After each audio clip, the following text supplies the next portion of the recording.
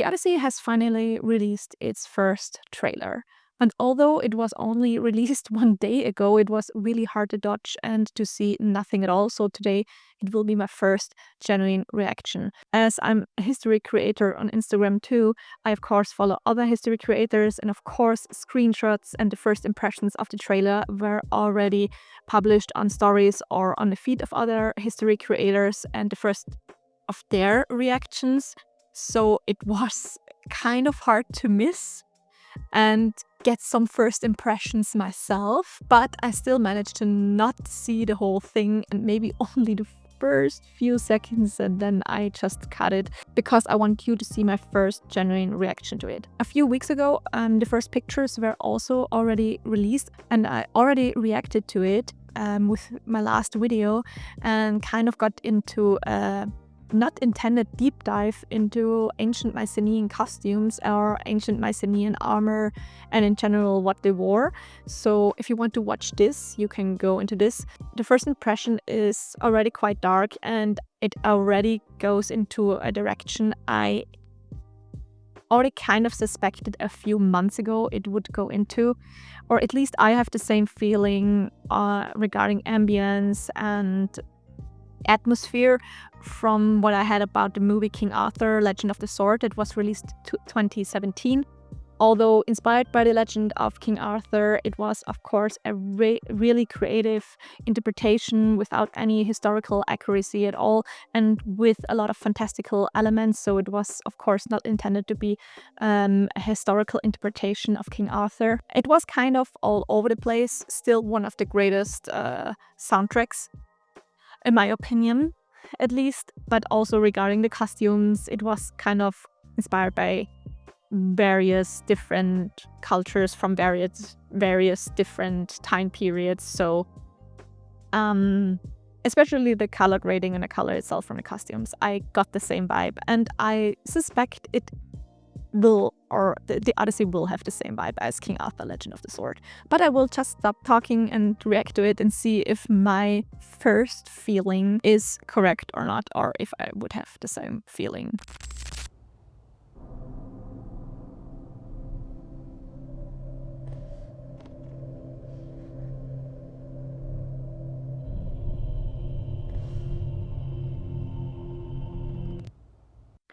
This here is quite interesting because here we again see the sword I already talked about in my analysis, which seems to be historically accurate actually, being inspired by an actual Mycenaean sword that was found at Mycenae in one of the graves.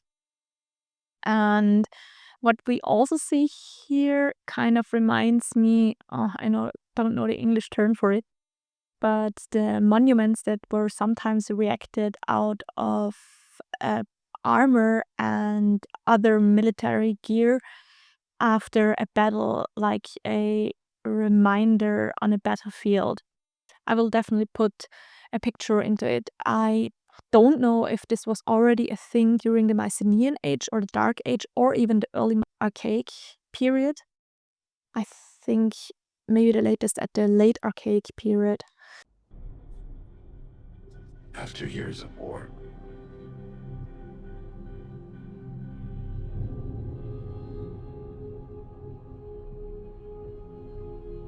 no one could stand between my men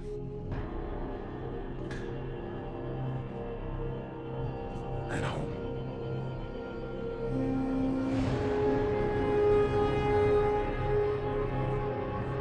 Not even me.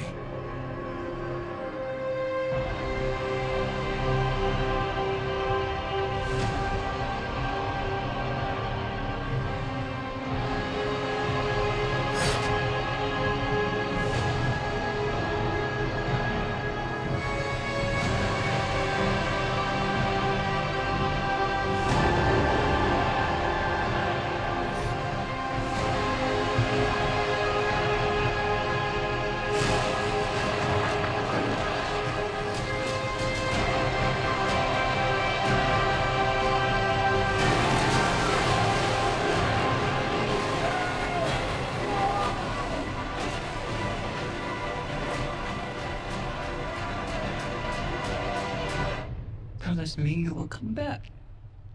What if I can't?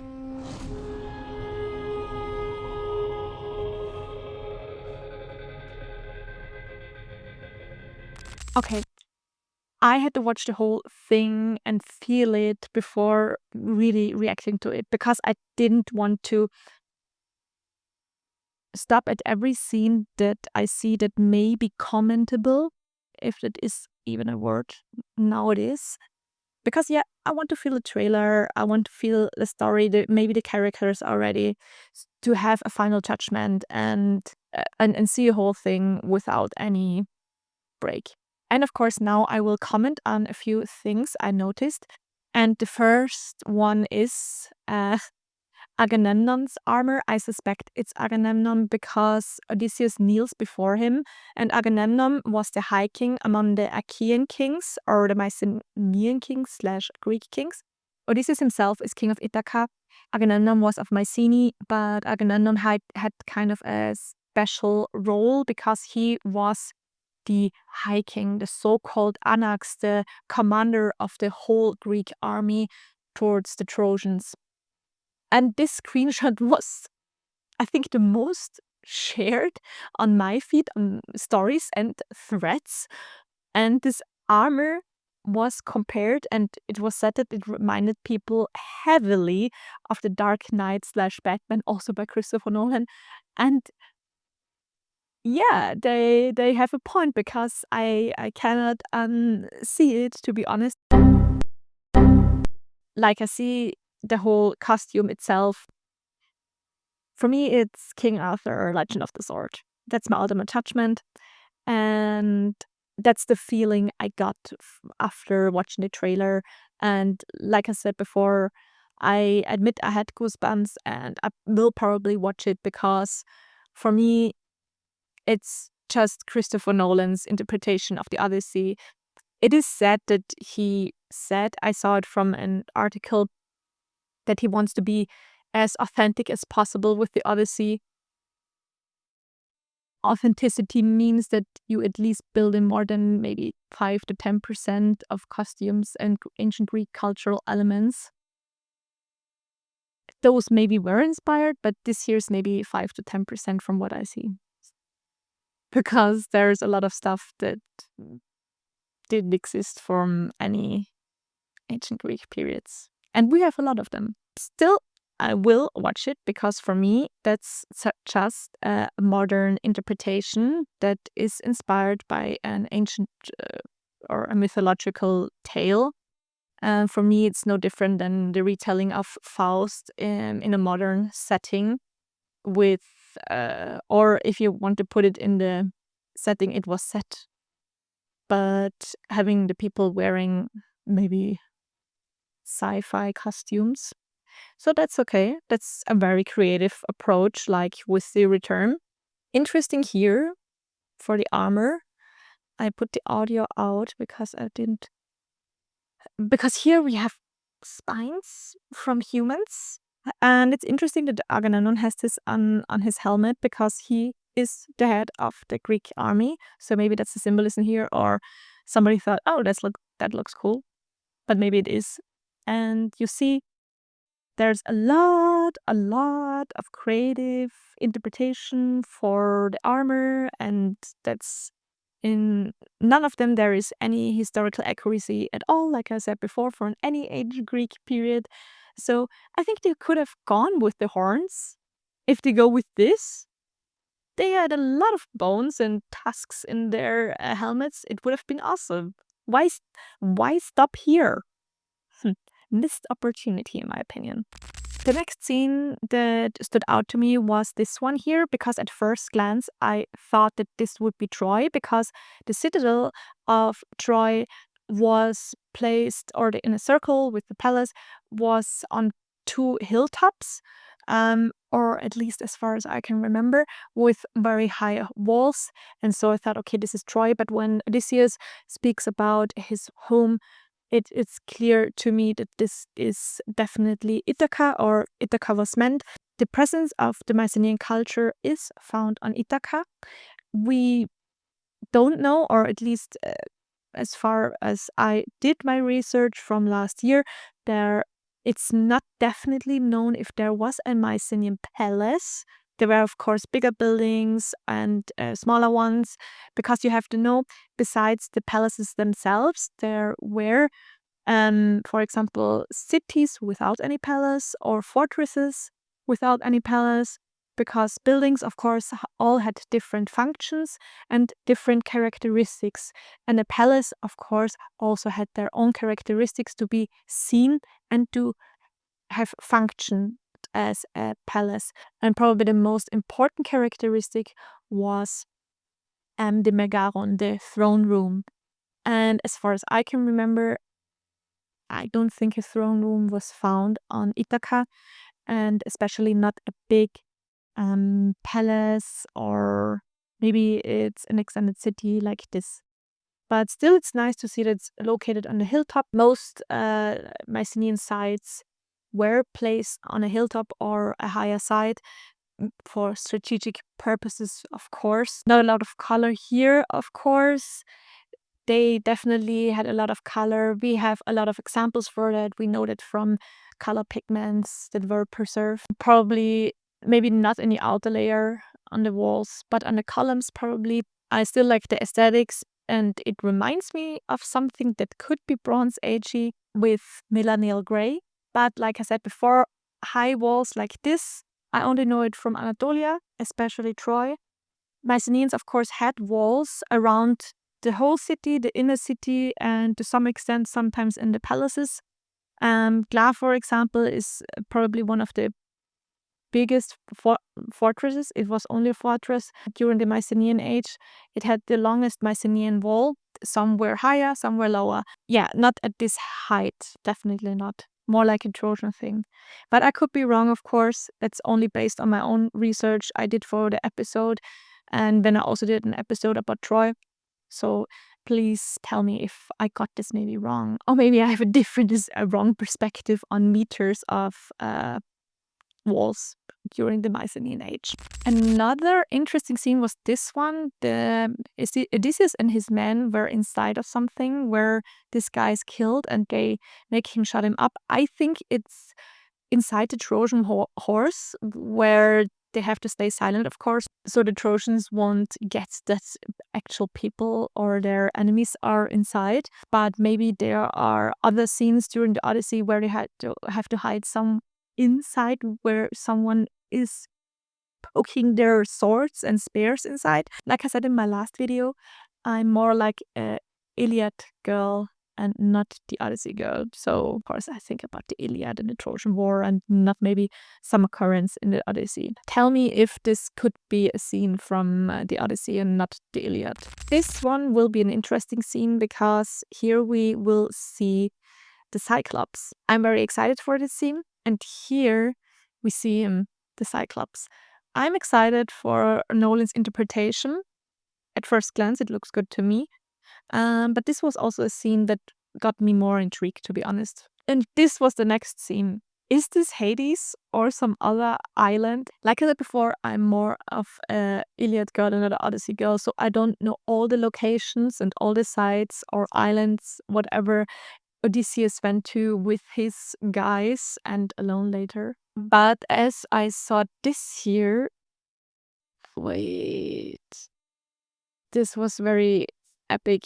Those are dead Greek soldiers. It looks like it, at least. It looks very nice. And I was like, looks cool. I like those fantastic elements. And a funny one is this here. I mean, it looks like a storm, a very heavy storm. They're all shouting. It looks very dramatic in this scene, which I find funny because in the next scene, wait. Okay, heavy storm is going on. It's very dramatic. A lot of rain, whatever.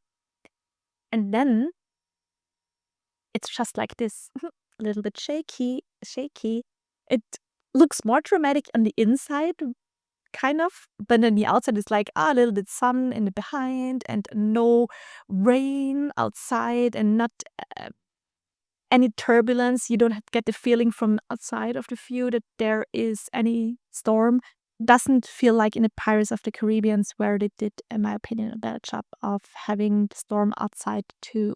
And the other one I find interesting, the other scene, is the last scene with Penelope and Odysseus. Because you have to know, Odysseus didn't want to go to the Trojan War, and there's a famous scene, and I'm very, very curious if they added it to the movie, where Odysseus acts like he's insane or he went crazy when Agamemnon comes to recruit him. Odysseus, the trickster himself, or the most cunning among the Greeks, was out-tricked and outsmarted himself by another Greek that was also said to be the most clever one after Odysseus. So Odysseus definitely had a grudge here. In general, I'm also quite curious how Christopher Nolan's Odysseus will be portrayed and how his character will be, because you have to know Greek heroes are not heroes in the sense like we understand it today. They were all very ambitious characters at doing things for their own good and not for the greater good. In general, all heroes were like that in the ancient Greek tellings. Very egotistical people sometimes, very human actually, like us, and not morally superior or superior in any kind of form in what they said or did.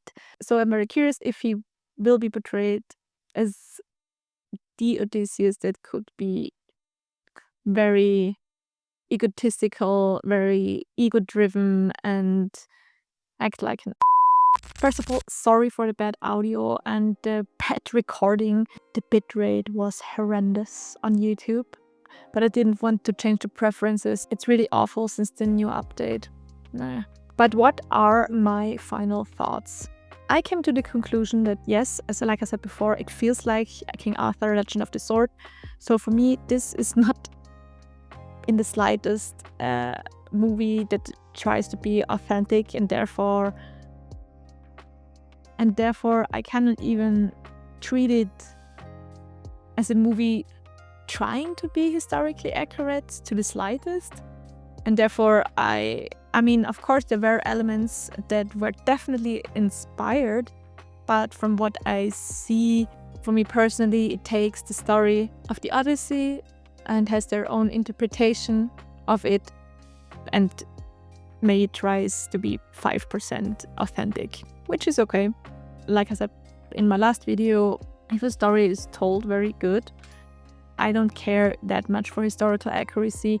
The other thing is when you want to try it as a historical movie or even a mythological movie with historical or ancient Greek cultural elements, because from what I saw, it doesn't have a lot of ancient Greek cultural elements from any ancient Greek period, in my opinion. Takes inspiration from it, definitely, but there are only a few things, like I said, maybe 5%, that are actually even comparable to anything that is culturally ancient Greek.